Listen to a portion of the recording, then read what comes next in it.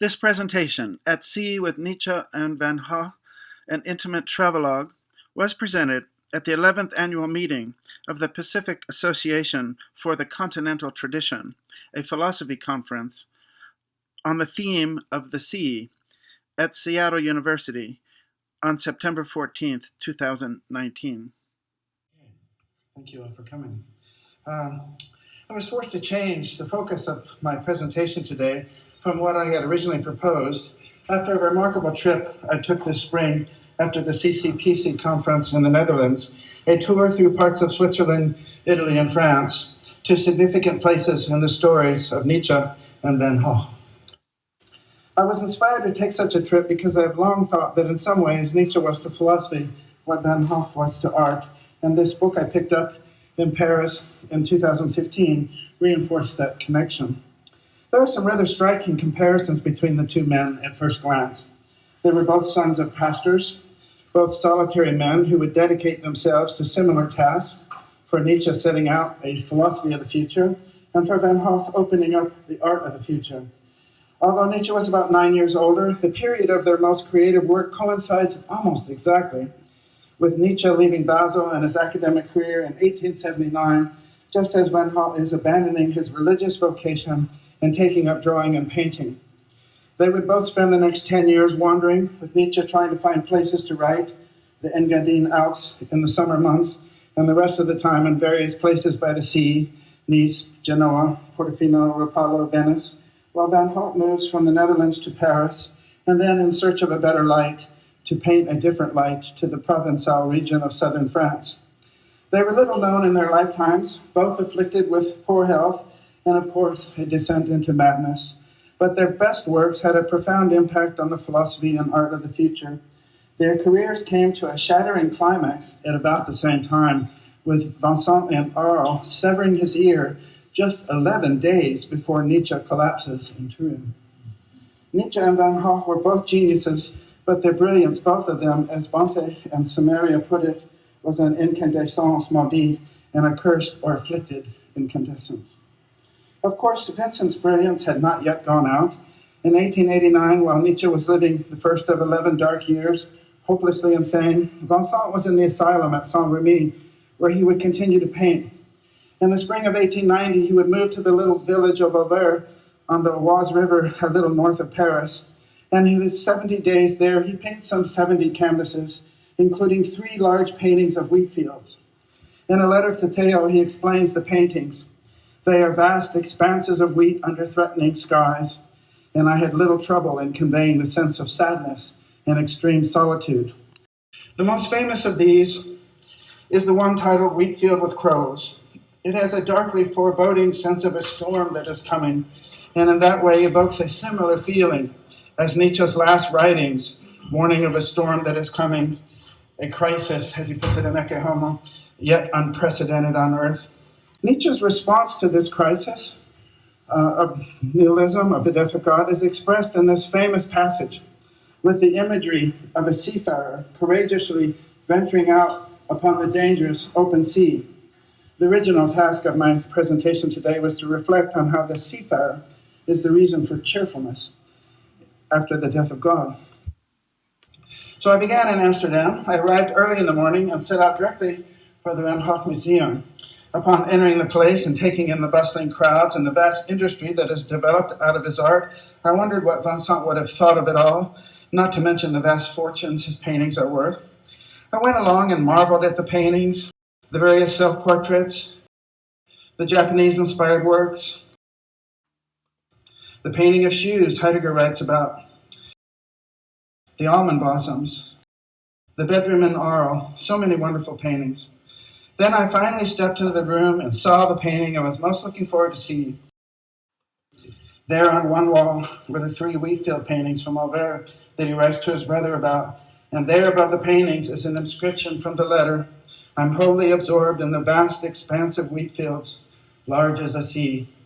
It was then I realized I might have to change my PACT presentation. So the first part of the trip, I was accompanied by David Jones, whom I owe so much for initially plunging me into Nietzsche's wine-dark sea, and we've done trips after numerous conferences. In Iceland, we went to one of those glaciers, but I think we both agreed that nothing could top this trip. The morning after the conference in Leiden, we somehow managed to get our rail passes and catch a train to Amsterdam bound for Basel, arriving in the city where Nietzsche taught for 10 years late that afternoon. It is in The Birth of Tragedy, written early in the Basel years, that Nietzsche really opens the door to modern art.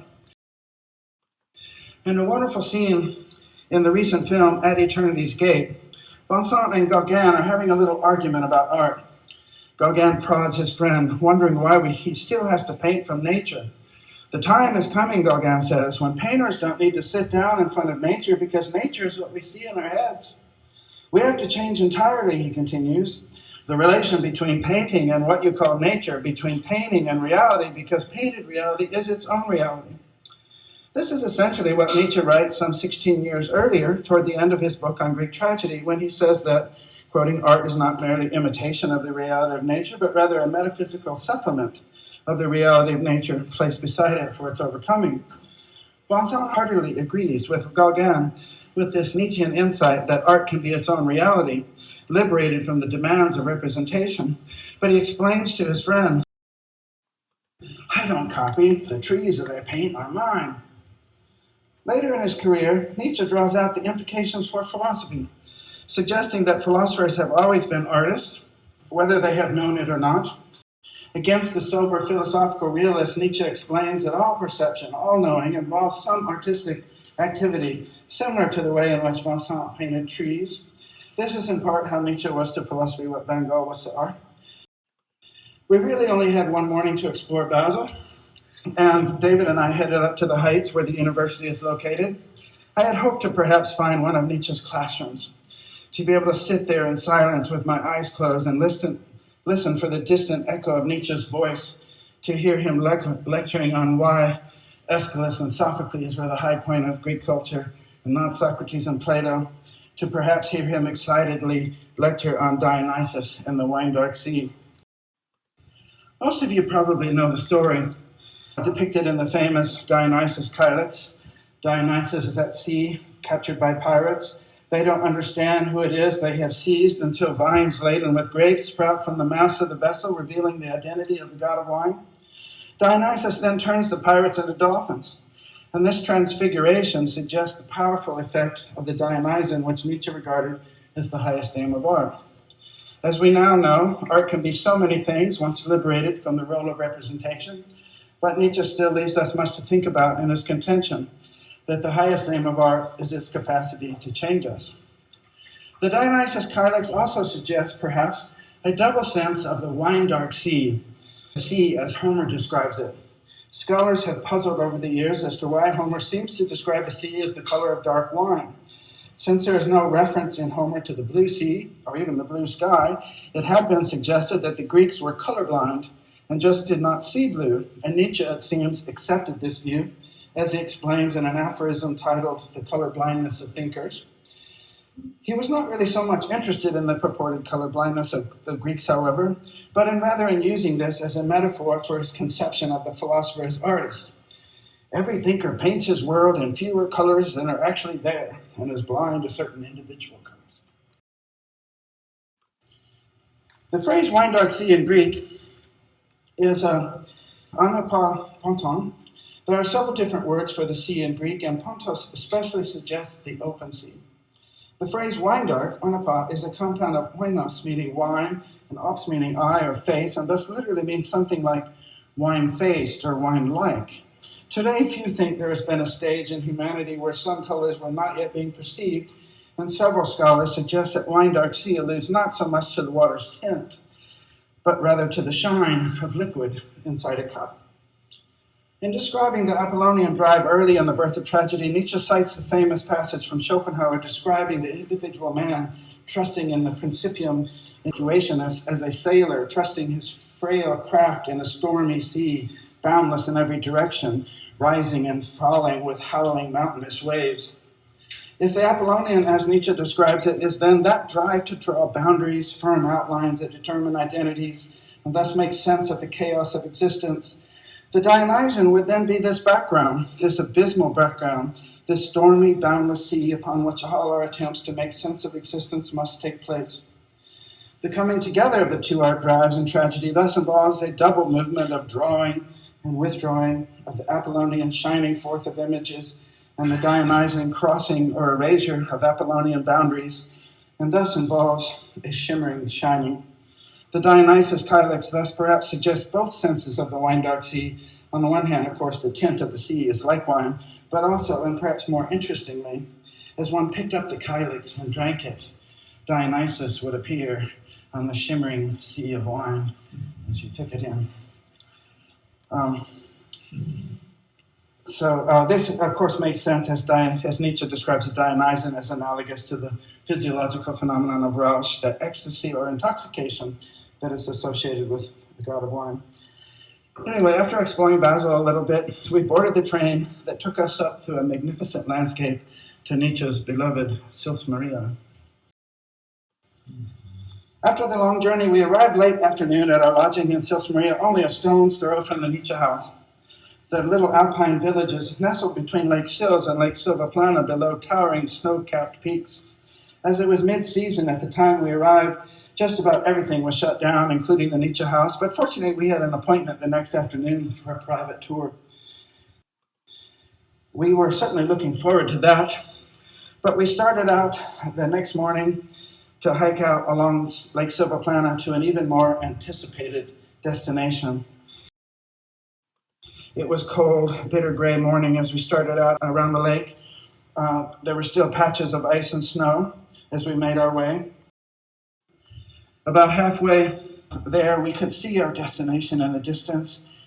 And then a little later, when we finally came out of the forest, there it was, the famous rock, where Nietzsche relates in Ecce Homo that the central idea of Thus Spoke Zarathustra, the idea of the eternal recurrence, first came to him. Now you shall be seafarers, Zarathustra urges those who set out for the future. It is quite probable that when he began his walk around the lake that day, Nietzsche had already had his conception of Zarathustra, of the one who would challenge humankind to break the old tablets and embark on stormy, dangerous seas.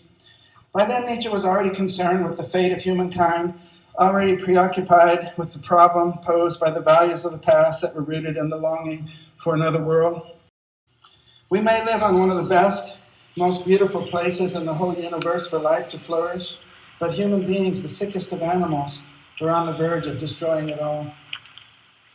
Climate change, ecological collapse, nuclear war, irradiated seas. The future does not look very bright. Nietzsche was convinced that the only hope for the future lay in the overcoming of the values of the past and the transformation of humankind. Nietzsche was well aware that this would require plunging into the depths of the soul, and Zarathustra turns out to be a story about exploring the depths of the soul. I tried to imagine what Nietzsche was thinking when he first came upon the rock. He thinks the history of humanity has been the sad story of the sorrowful soul, longing to be liberated from the present moment in this ephemeral world. He understands that it is a problem of time and time's passing. He is aware of ancient myths of eternal cycles of time. He knows about the Ouroboros myth and the image of the snake biting its own tail as an image of eternity. He then comes upon the rock and it hits him. Zarathustra will be the teacher of the eternal recurrence. It must have been the great aha moment. He gets out a scrap of paper and writes 6,000 feet above man and time. I'm also guessing that he must have been laughing his ass off. And David and I were standing there laughing about it and listening for the echo of his laughter resounding across the lake. We headed back after a while, strolling along through this forest beside this stunningly beautiful lake. We got back to Sils Maria in time for our tour of the Nietzsche house, which turned out to be pretty incredible as well. We stood in Nietzsche's room, checking out his writing desk, even the absurdity of this giant mustache on the bed, which we thought was pretty funny. We were able to take our time examining the displays, poring over photos, handwritten letters, manuscripts, and some quite interesting pages from his notebooks. We spent considerable time in the library examining books. We even got to take turns sitting in Nietzsche's chair.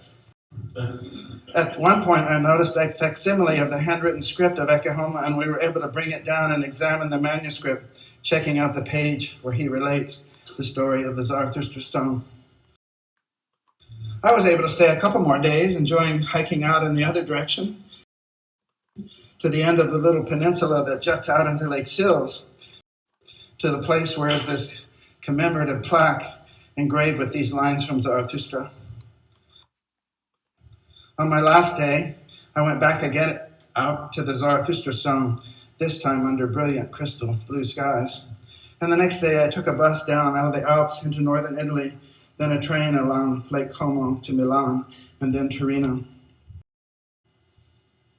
Nietzsche moved to Torino in the spring of 1888. He writes the Wagner case, and then spends the summer in Sils Maria writing Twilight of the Idols and starting the Antichrist, before returning to Torino in September. He begins his autobiography, Ecce Homo, there in Torino, appropriately on his birthday. I arrived late in the afternoon and headed straight out to the Piazza Carlo Alberto, and the building where Nietzsche lived, and where there is this plaque placed in his honor. While taking in the view of the piazza from my window just below Nietzsche's apartment, as I savored a nice Italian red, and while gazing into the white and dark sea, I thought of another curious feature of the Dionysus Calyx. If you attend to the composition of the imagery here, you may notice that there are 7 dolphins in the sea, 7 bunches of grapes, even 7 grape leaves on the vines on the left side. Curious why there's only 5 and 6 on the right, except if you add them all up, you get 25, which according to numerology reduces once again to 7. Nietzsche had a curious fixation on 7, a significant feature of Zarathustra. He is sure to call to our attention in his autobiography. In the foreword to the Antichrist, he describes Zarathustra as an experience out of 7 solitudes. And there are indeed 7 times in the course of the story that Zarathustra will return to the solitude of his cave in the mountains. And the climax of the book at the end of the 3rd part, initially the end of the book, is the section titled The 7 Seals. In Twilight of the Idols, where he sums up the history of philosophy as the history of an error, there are 6 stages, ending with the beginning of Zarathustra, again suggesting that this book inaugurates a 7th stage. And at the close of Ecce Homo, he explains why I'm a destiny. He describes himself as the 7th moment in history. I thought about Nietzsche writing Ecce Homo in the room just above where I was sitting. He describes for us there his perfect reader, a monster of courage and curiosity, a born adventurer and discoverer. He explains that the perfect reader will be like the ones to whom Zarathustra addresses in his vision and the riddle, the crucial passage in which the eternal recurrence is introduced. The wordplay on Versucher, the attempter and tempter, is one of his favorites, and along with the notion of the philosopher as seafarer, as artist, as lucid dreamer, it is crucial to his conception of the philosophy of the future. In contrast to what is usually expected of philosophers, Nietzsche never really provides any arguments, at least in the published writings, in support of the idea of the eternal recurrence. Zarathustra is at sea addressing the sailors on the ship when he shares his vision and riddle. He tells us about the eternal recurrence not to landlubbers who want to stand on solid ground, not to those like Theseus who needs a thread, a sure line of reasoning and argument to make it out of the labyrinth, but rather to seafarers willing to risk terrifying seas like Odysseus and his men. The next morning, I set out to try to find the place where, according to legend, Nietzsche embraces a horse, trying to protect it from the owner's merciless flogging, only to collapse on the cobblestones. It was a Sunday morning when I arrived. There was a lot of activity in the Palazzo Cardinano. A group of women all dressed in white were rehearsing a modern dance performance while a young busker got up to play. I got up to get a closer look at the dance performance, which was interesting as the women were all blindfolded as they moved among the bystanders. As I stood there taking it in, I wondered if anyone else there understood the significance of the place. One of the women, as part of her performance, tumbles to the ground, to the cobblestones, and I wondered if it was perhaps right there where Nietzsche fell, suffering shipwreck in the Palazzo Cardinano, his brilliant mind broken, never to burn brightly again.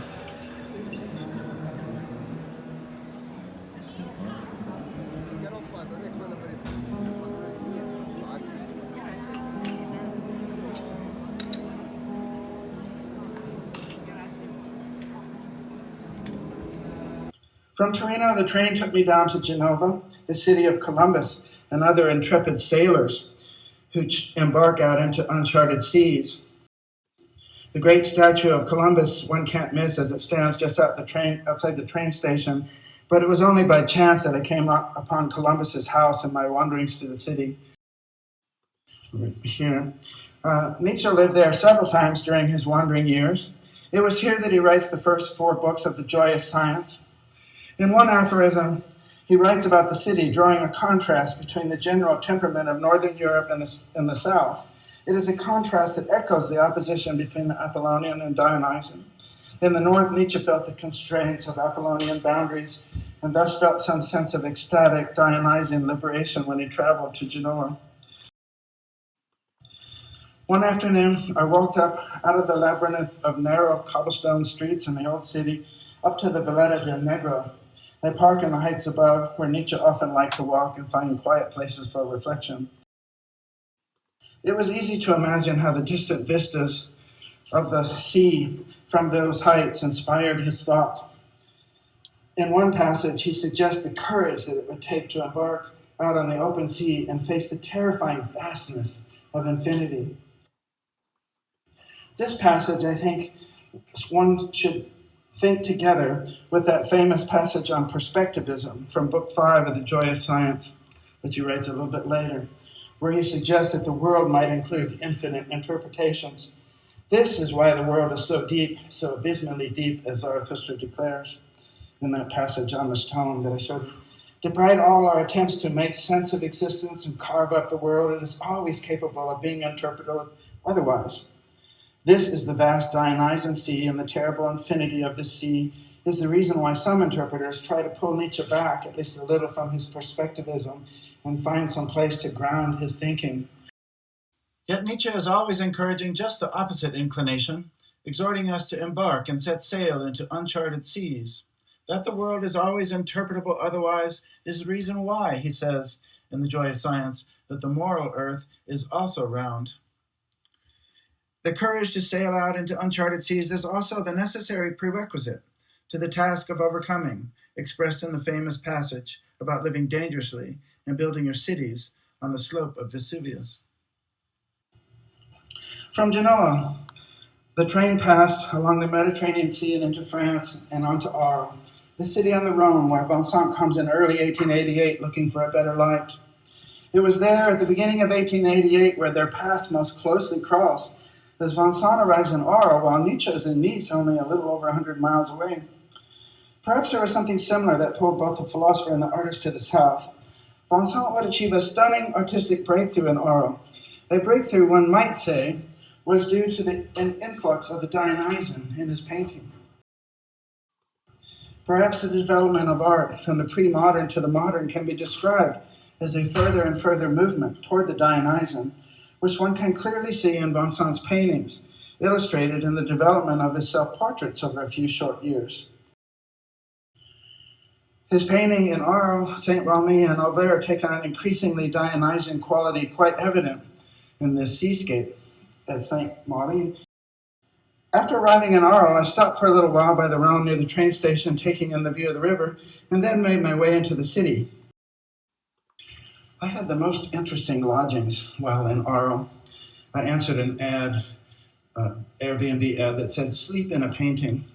And my room was like this. And so it's pretty cool. It's actually the mirror image of the famous painting, if you pay attention, because the dynamics of the room didn't allow it otherwise.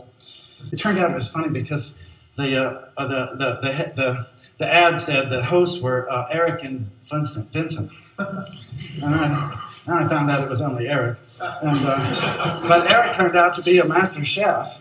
And one night I came home and there was this fantastic dinner. He was doing a cooking class. And then I found out that he was the personal chef to Willem Dafoe when they were filming At Eternity's Gate. So that was kind of cool. Anyway, while in Arles, I walked through the city, taking in Roman ruins and other parts of the city Vincent would have known. I was able to stand where he painted entrance to the public park in Arles, the courtyard at the hospital at Arles,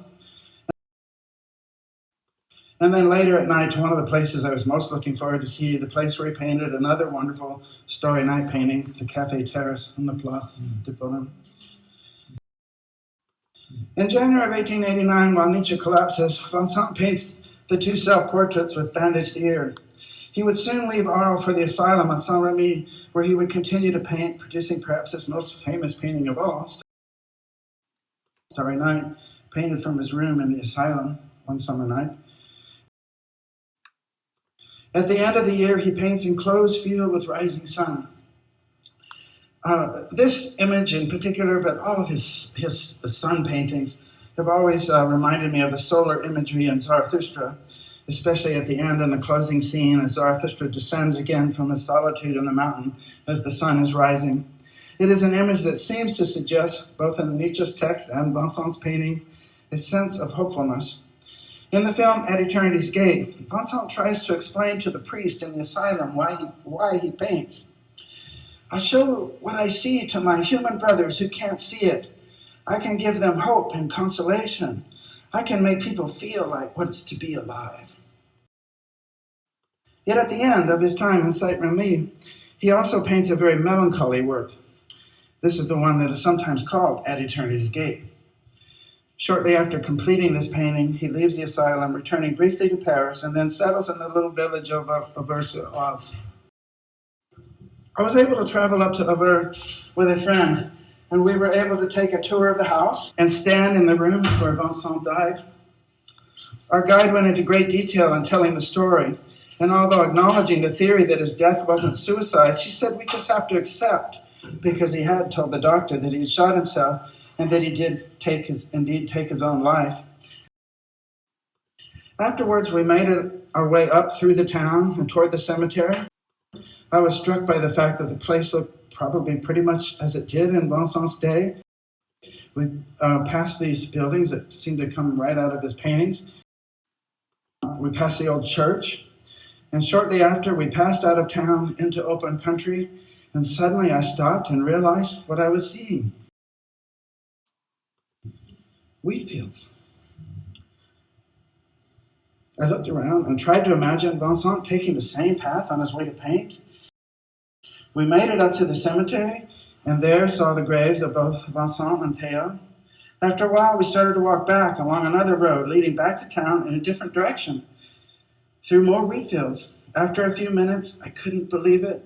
We were right there, the place where he painted wheat field with crows. We paused for a long time. I looked around and I realized that it was somewhere right around here where he was shot. Did he really pull the trigger, or was he shot by mischievous boys as portrayed in the film At Eternity's Gate? The wonderful animated film Loving Vincent also explores the question concerning Van Sant's death, but leaves it unanswered. I was wondering what Van Sant might have been thinking as he painted this masterpiece.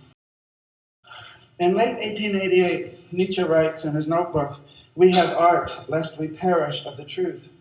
Was art not enough for Van Sant? Not enough to overcome his melancholia, his loneliness, his doubts, his fears of becoming too much of a burden on his brother? At one point in the film At Eternity's Gate, we hear Van Sant saying, "When facing a flat landscape, I see nothing but eternity." What did he mean by eternity? In the film, just prior to being shot, he explains to Dr. Gachet and Albert that he has been thinking about his relationship to eternity. When the doctor asks him what he means by eternity, Van Sant responds, "Time to come." Was that it? Was Van Sant out there in these flat landscapes, these wheat fields vast as a sea? Was he out here at Eternity's Gate thinking about the time to come? Standing there, my thoughts race back to Lake Silvaplana and the rock, and thus spoke Zarathustra. The crucial scene also takes place, one might say, at Eternity's Gate. Zarathustra calls out the thought of eternal recurrence in his confrontation with the spirit of gravity under a gateway with the word moment inscribed upon it. Here is an eternity that, instead of allowing an escape and looking forward to the time to come, always returns one to the present moment. Is this where there is a profound difference between Nietzsche and Van Gogh? That when Van Sant is at Eternity's Gate, he is longing for a time to come, while Zarathustra challenges one at Eternity's Gate to say yes to this world and remain loyal to the earth. If we return to the painting one last time, however, perhaps it is possible to see it differently. to see it in the same way that Nietzsche's seafarer looks out upon the open sea. Even though the skies are threatening, perhaps there is a reason for cheerfulness. The wheat field, turbulent as a roiling sea, sets forth the earth in its shimmering shining. The crows in flight perhaps suggest ascending life, and the pathway leads forward courageously toward the threatening skies. It is a painting that makes one feel like what it's like to be alive. Their lives were both afflicted, tragic in the end, but their work, both Nietzsche's writings and Vincent's paintings, had an incandescent radiance that affirms life, remaining loyal to the earth, not in denial, but in spite of the tragic character of existence. Okay.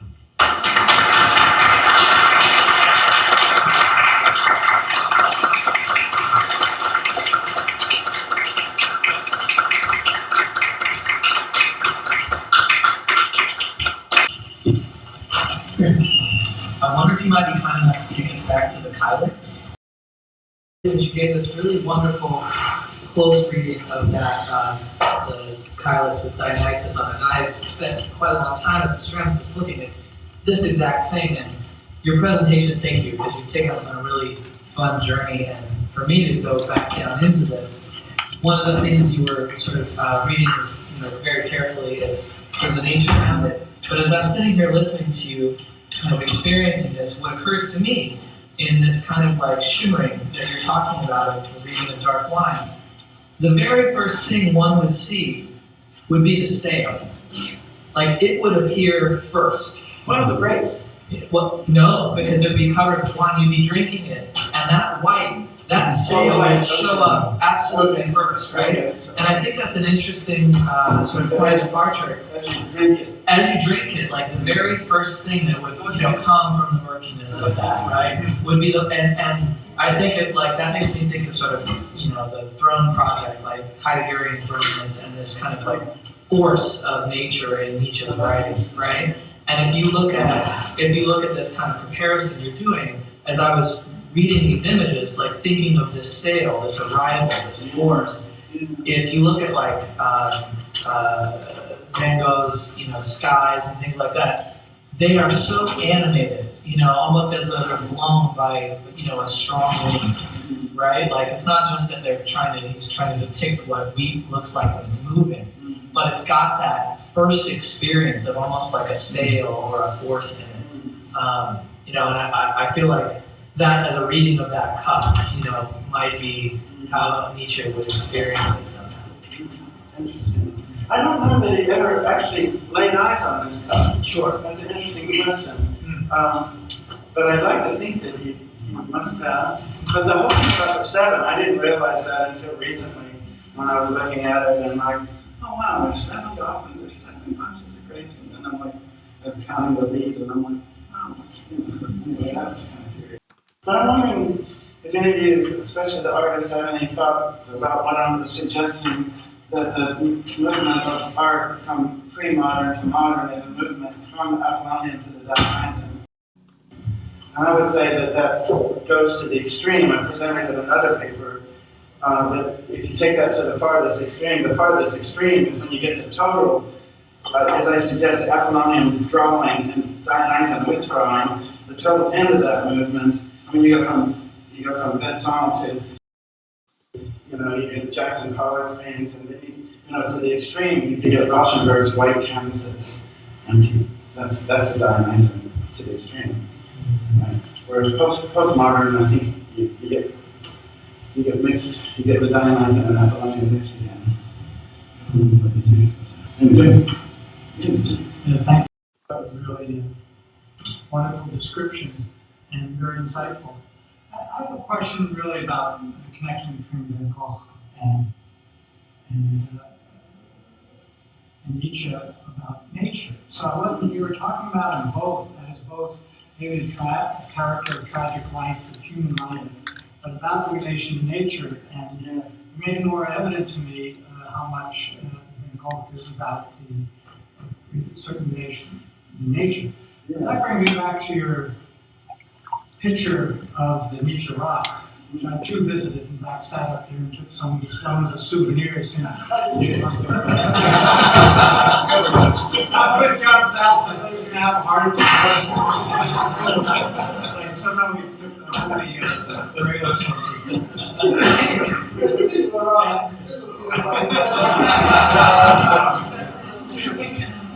when I was there and seeing other things, in fact, there's a Dennis Schmidt story about this I can tell you later. He went to tell Gadamer about seeing the rock. But the point I want to make is that from Nietzsche, I thought you were trying to relate to Zarathustra not more directly to the eternal return of the same, because that's what he sees up there. That is, if you, depending on the condition of the day, your first pictures were cloudy, you couldn't tell. The day was really clear, maybe a little too clear. Because what you see in the mist is the folds of the mountain receding into the horizon.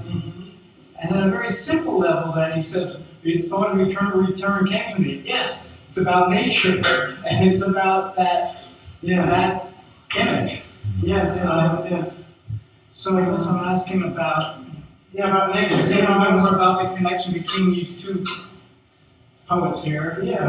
And well, I was struck by that also in the Van Gogh Museum in Amsterdam. About there was another passage I should have put in there about nature.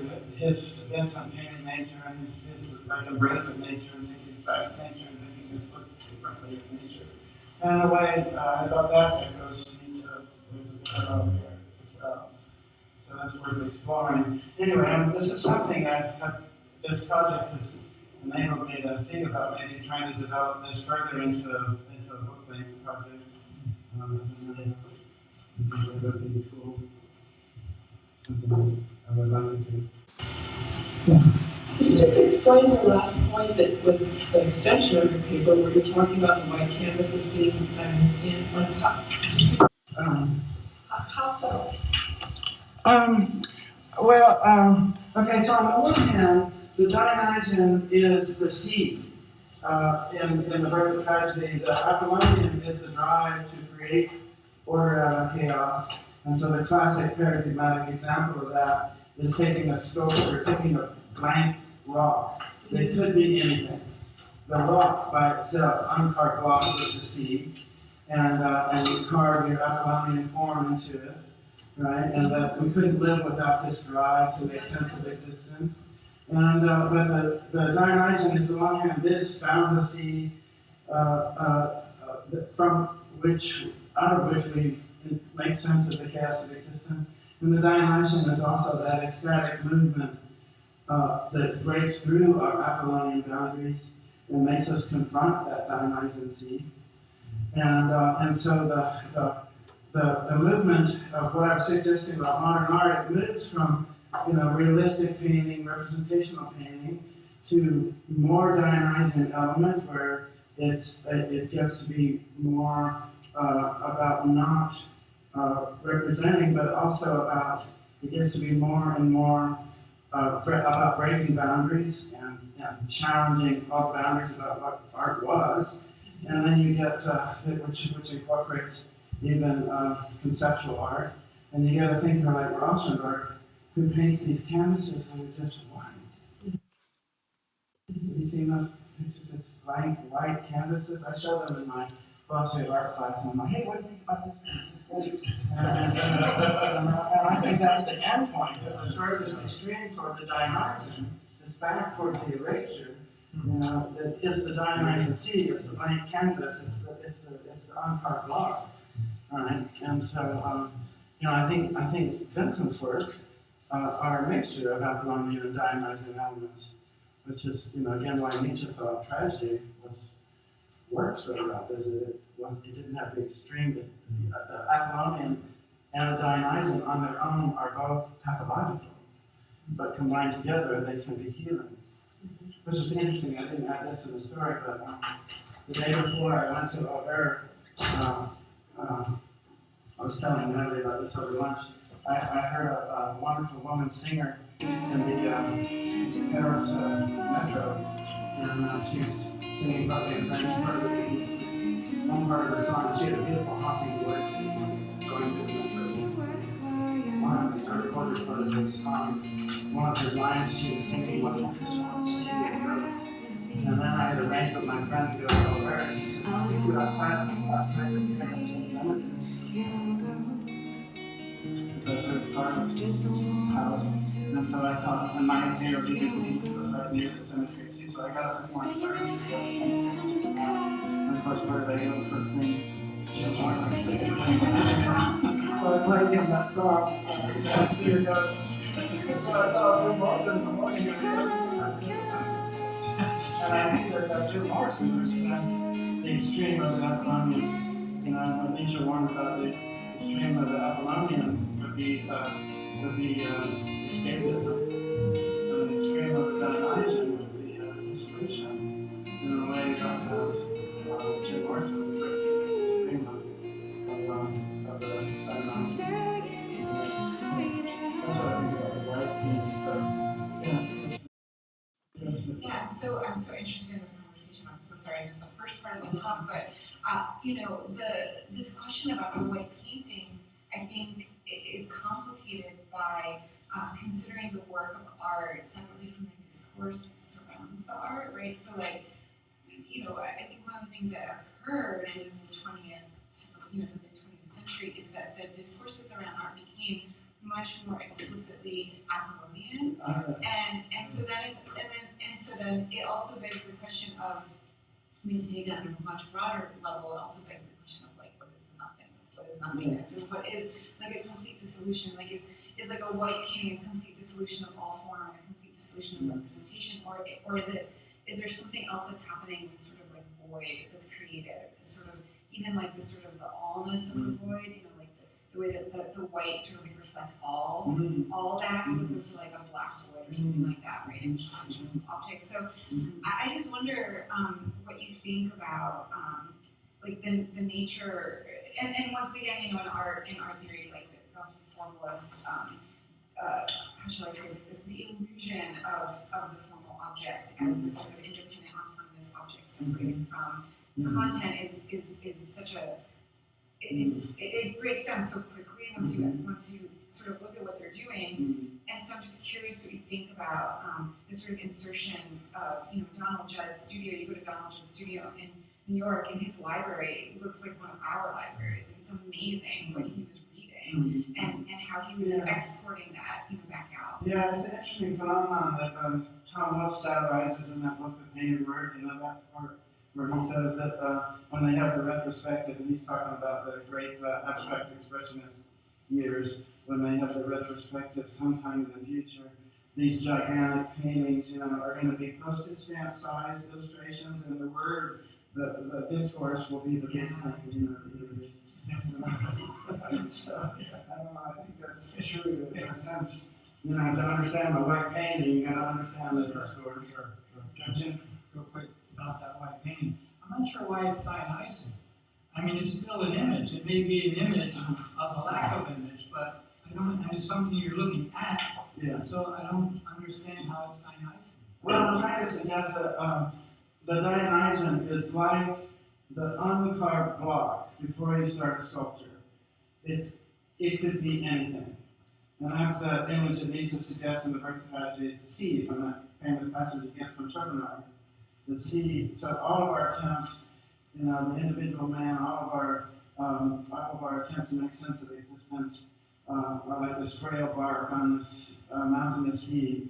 And so the Dionysian is breaking through our identities and boundaries and the way we carve out reality, and to confront that abysmal sea. That's what the Dionysian is. So it's going back. And so the extremity of that movement is going back to the uncarved block. The sea in that sense. That's why I think the white painting, I think that's why I would say that, you could chart the movement from modern to pre-modern to modern as a movement from Apollonian to Dionysian, and then postmodern is sort of back and combining the two again. Thanks so much. That was thoroughly enjoyable and really fascinating. I want to ask a question about how you see the ways in which these two thinkers or artists understood the purpose of their own work.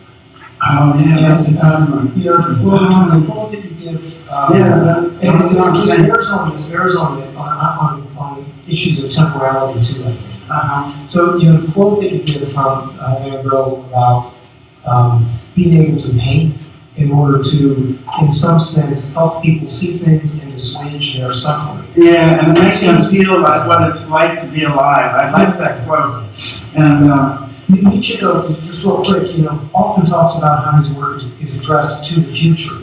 yeah, Right? And it almost, there's frequently a disdain yeah, for the present and suffering of the present. I'm thinking also of one of these lines in yeah. The Gay Science where he's talking about the romantics. He says, you know, what the cure for today's suffering is some real suffering. Yeah. Well, it's an interesting question. You know, and I have a number of books on Van Gogh's paintings, and none of them talk about Nietzsche. You know, it's kind of interesting. It seems like this connection is obvious, but I don't know that it has been noted enough. That book that I picked up in Paris is an exception. It's an exceptional book written by a psychologist and a philosopher, and so I don't know. That's a great question. What were they doing with their work? And in a certain sense, I feel like that's another resonance. I feel like Nietzsche was trying to get us to the reason why he thought Greek tragedy was the high point of Greek culture and not Socrates and Plato is he thought Socrates and Plato were too optimistic with this naive view that if we just have reason, we'll have virtue, we'll have eternal happiness. Whereas the Aeschylus and Sophocles were looking into the abyss, they were looking into the Dionysian sea and finding ways to say yes to life despite the tragic character of existence, where Socrates and Plato were denying the tragic character of existence. And that's why Socrates killed tragedy in the birth of tragedy, was that they had the refusal to face the tragic character of existence. And so I think about this all the time, because we're faced with that now. I think of the whole climate crisis, that we're looking at a really dismal future, and how do we deal with it? And so to me, I think Nietzsche and Van Gogh, their work is so relevant. Are we going to turn away from this crisis and be naive and think that it's all going to be all right? Or how do we deal with it? How does it change it? So I try to suggest that for Nietzsche, the highest aim of art is this capacity to change us. And I think that Van Gogh's paintings did that. Why is his painting so beloved? You know, it's like, Nietzsche is not nearly as beloved publicly. His thought is, people are scared of it. They think nihilistic. They don't really understand Nietzsche. But Van Gogh's paintings are widely loved. And I think that's an interesting thing too. But I think there's a lot more similarity that has been widely recognized. When I mentioned to various people that I was working on this project of Nietzsche and Van Gogh, they looked at me like, what? Yeah, I was thinking the artwork I think serves, as far as Nietzsche's perspective, is more of a mediator between, instead of an either or between Napoleon and Dionysian, it being the mediator between the two and the rich strife that happens between the interplay between the two, as opposed to choosing it one way or the other. I think he uses a folk song as a kind of the reference to that, but I really think that as he looks at visual artwork as a kind of being that mediator, as opposed to one or the other. Yeah, he thought music was the Dionysian element, of course, and of course that influenced a lot of modern artists. What's his name? Kandinsky. Sorry. He's making music, and he's very Nietzschean. All right, thank you, Kim.